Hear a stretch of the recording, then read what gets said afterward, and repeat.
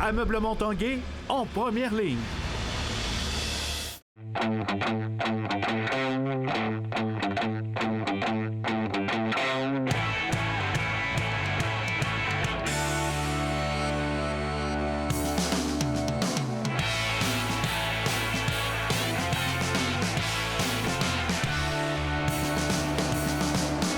À tous un bon jeudi, bienvenue à l'Esprit sportif. Au menu de l'émission aujourd'hui, on parlera un peu plus tard de hockey scolaire. Jonathan Fournier est allé à l'entraînement du club Le Royal de l'école Cardinal Roy. Également, on parlera boxe, rencontre avec Hubert Poulain qui fera le saut chez les pros. Mais d'abord, parlons football universitaire. Le Rouge et Or qui est de retour en action après une semaine de pause.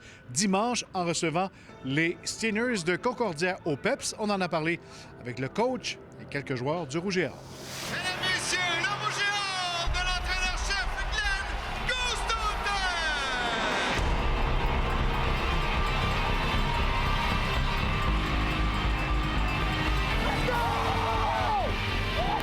Qu'est-ce que ça donne, cette pause-là, dans la progression de l'équipe? Plusieurs choses. Je pense dans un premier, c'est du repos, de la santé. Je pense aussi, chaque fois que tu prends un pas de recul comme ça, tu leur donnes un peu un break.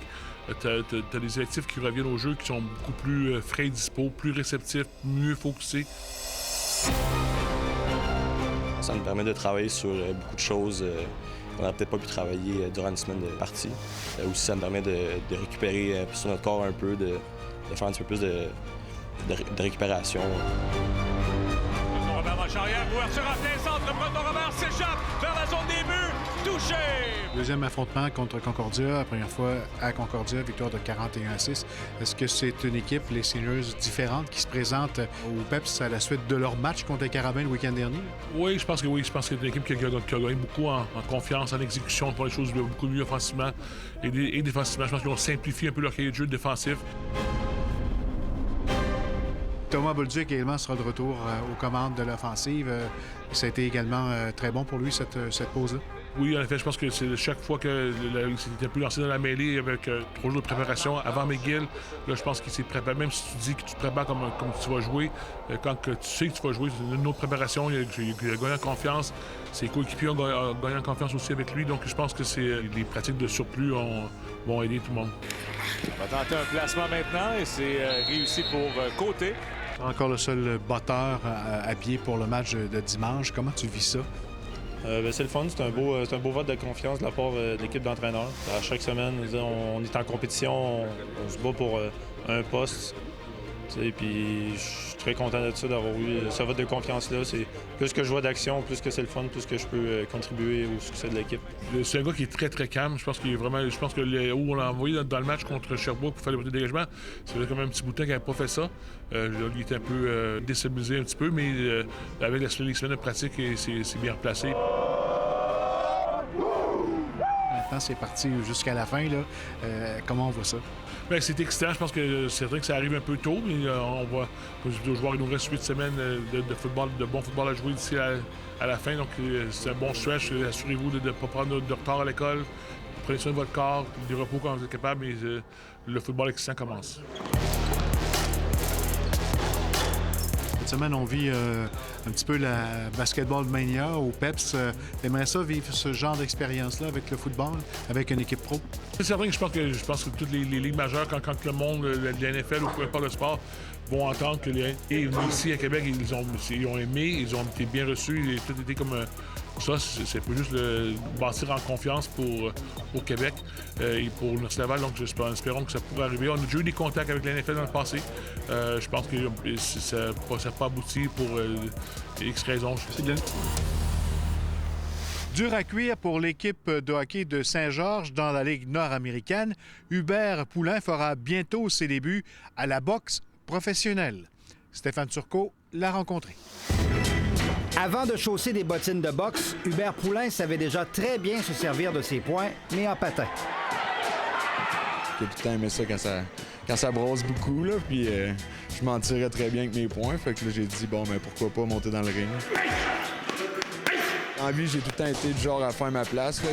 Des fois, je l'ai fait un petit peu à la dure, mais Là, c'est arrivé à l'école que je me suis battu aussi. Fait que c'était tout le temps à cause des autres, Reconnu comme l'un des durs à cuire de la Ligue nord-américaine, c'est toutefois à Val-d'Or, à son premier camp d'entraînement avec les Foreurs, qu'il a établi sa réputation, et un peu par la suite avec les Remparts. Il m'appelait le boxeur, justement, à Val-d'Or. Il m'avait surnommé le boxeur parce que j'avais knocké pratiquement les 5 premiers combats, là, mes adversaires. Bon, il m'est arrivé ici peut-être il y a 2 ans. J'ai commencé à le coacher de la boxe. François Duguay, son entraîneur, voit un potentiel. Juste d'être capable de se battre puis de cogner dur, ça, il est capable de le faire. Faut pas que sa force de frappe devienne une stratégie. Fait qu'on essaie de le rendre cérébral, de le faire boxer, qu'il comprenne la game de la boxe, puis il est pas payé. Au hockey, t'as l'arbitre qui peut t'aider. Après 30 secondes, au pire, si t'es mal pris, tu peux t'accrocher. Il y a tout un moyen de s'en sortir pour que ça finisse là. Tandis qu'à la boxe, ben, t'es seul contre ton adversaire, puis il n'y a pas personne qui est là pour t'aider. S'il se bat au niveau de la boxe amateur depuis 2010, il veut franchir la prochaine étape avec succès le 25 octobre prochain. Lui qui a en poche un contrat de 4 combats avec Eye of the Tiger. Au hockey, j'ai fait ma marque et tout le monde me connaît. La boxe, ça va être à moi de prouver des choses. Ça va super bien. On évolue beaucoup. J'ai pris une grosse coche puis je compte le montrer à tout le monde. Là. Le Mexicain que je vais pogner, il est mieux d'être prêt parce que je compte le retourner en morceaux dans son pays. Et ça, sa petite famille le sait trop bien, car... Les poulains, c'est les plus forts. Car les poulains sont les plus forts. Stéphane Turcot, TVA Sport, à Québec. Après la pause, le Royal de l'école Cardinal Roy.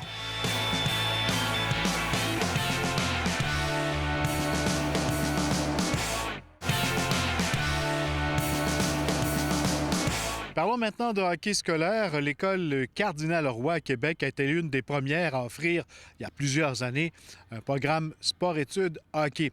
La saison pour les équipes de l'école vient à peine de débuter et Jonathan Fournier est allé assister à l'entraînement de l'équipe Division 1, le Royal de l'école Cardinal Roy.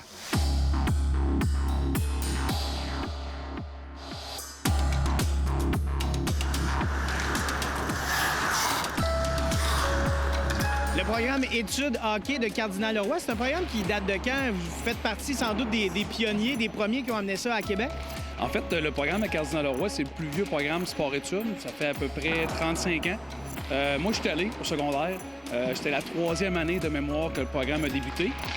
On avait du hockey, mais à ce moment-là, c'était juste des entraînements, puis on jouait au hockey civil. Mais l'avenue des équipes scolaires à Cardinal-Leroy, c'était en 2012-2013. Qu'on a commencé à avoir des équipes scolaires vraiment dans des ligues scolaires organisées. On est en présence de l'équipe juvénile Division 1. C'est le plus fort calibre à Cardinal-Leroy en ce moment. Où se situe ce calibre par rapport à ce qu'on connaît? Bien, c'est sûr que ça dépend toujours des années. Mais par rapport au civil, par rapport au hockey civil, je te dirais que dépendamment des années, c'est l'équivalent du midget espoir ou supérieur au midget espoir. Parce que, bon, par exemple, si je te compare ça avec le midget espoir, c'est des jeunes de 15 ans. Ben nous, c'est des jeunes de 15, 16, mais aussi des jeunes de 17 ans. Parce qu'il y a des late qui sont en secondaire 5. Donc, souvent, il y a des jeunes qui jouent midget espoir à 15 ans, qui ne réussissent pas à percer l'alignement du midget 3 à 16 ans. Bien, ils viennent jouer juvénile.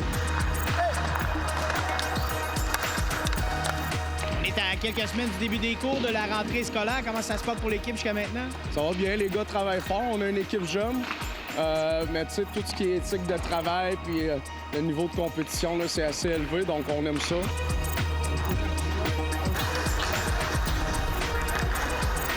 On a une bonne équipe, là.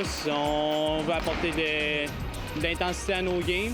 Mais tu sais, notre fiche, ça reflète pas qu'est-ce qu'on devrait avoir, là, mais on pense qu'on va avoir une bonne année. Toutes les équipes du Royal de l'école Cardinal-Leroy font partie du circuit provincial RSEQ. Tous les entraînements et les matchs sont sur les heures de cours, la plupart du temps l'après-midi, du lundi au vendredi. Nous, à Cardinal-Leroy, c'est vraiment des entraînements à tous les jours. Donc, ça permet aux jeunes d'avoir 3 entraînements sur glace par semaine, 2 jours en après-midi. Un entraînement hors glace qui se fait également en après-midi. Puis de 1 à 2 matchs, dépendamment là, des horaires. Nous, on reçoit nos matchs locaux, c'est toujours sur semaine de jour. On joue souvent les vendredis après-midi. Puis les autres écoles, bien, ça dépend toujours de disponibilité de glace. Mais c'est sûr qu'avec des entraînements de jour, puis beaucoup de matchs de jour, ben, pour les jeunes, ça fait la fréquence d'entraînement est plus importante. Puis au niveau des études, ben, ça leur donne toutes les soirées de libre. Beaucoup de week-ends de libre aussi. Il y a plusieurs jeunes, surtout dans du juvénile, secondaire 4-5, qui travaillent en même temps, qui sont capables de le faire. Pour la vie familiale aussi, que les parents ont des week-ends de congé, parce qu'on ne joue pas souvent les week-ends. Donc, pour tout ça, fait en sorte que je trouve que les horaires scolaires maintenant, pour le développement du jeune, pour la vie familiale, c'est super.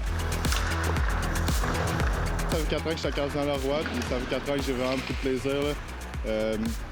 Pour pouvoir pratiquer du hockey à chaque après-midi, on peut pas faire ça partout. Puis c'est une très belle organisation, c'est vraiment le fun.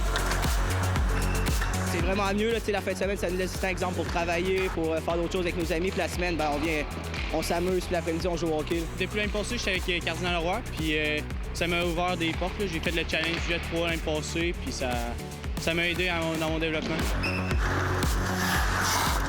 L'étape suivante pour eux, c'est quoi? Il y a quelques jeunes qui vont réussir à percer des alignements collégiales.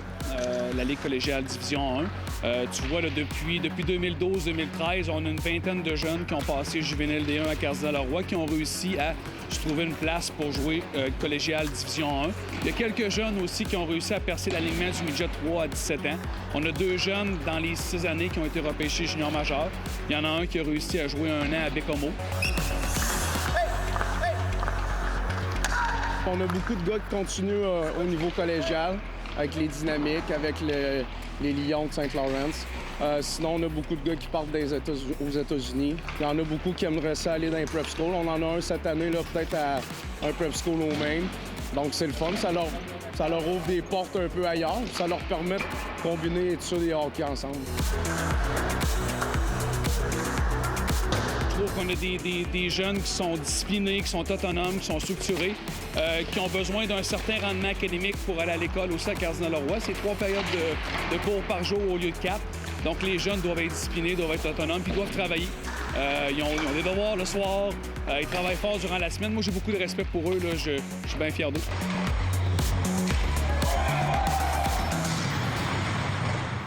Et je vous rappelle en terminant, le club de football Rouge et Or de retour en action ce dimanche ici au PEPS.